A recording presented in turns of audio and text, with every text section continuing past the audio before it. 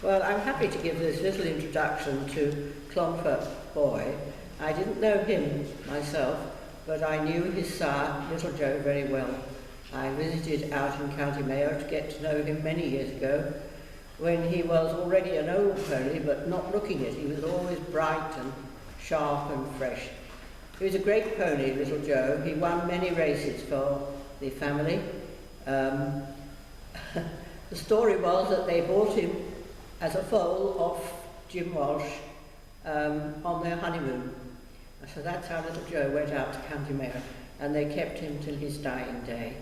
And he was an extra special pony, and sadly he had very few mares visit him when he was in Mayo. It wasn't a very good breeding spot for Connemara mares. That was a problem.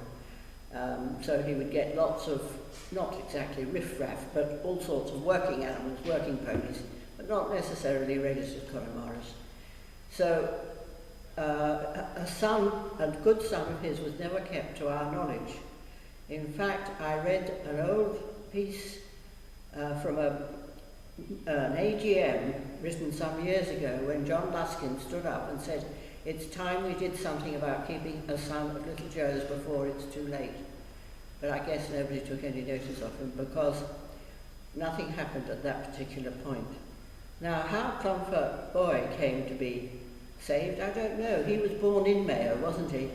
Yes. So he was the one stallion son that ever appeared on the list of stallions by Little Joe.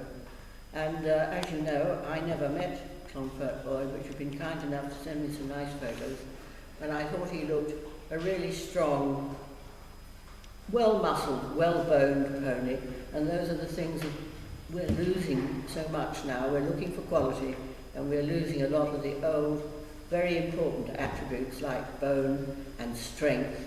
And when you think to Craig Lassie, who was no more than 13 hands 2 inches, the grandam or great-grandam who pulled the turf cart all her life, she bred a foal a year. I think she bred 13 foals.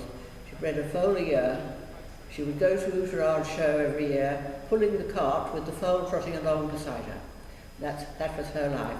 And at the very end of her life, she came here to Clifton because it was the special show, the 70th, not the 70th, the first international conference in 1970. And so he brought her, Jim Walsh brought her to the show, and her filly foal won the Camden Zero Cup for champion foal. So I can only tell you that Clonfert Boy comes from the toughest and the hardest, and from the point of view of bloodlines, that's a great attribute. And I know he's no longer alive himself, is he? But you have one or two of his sons around. So I think your best bet is to pick out the best two and put all you've got into them, and then present them to the inspectors and see how you go. So good luck.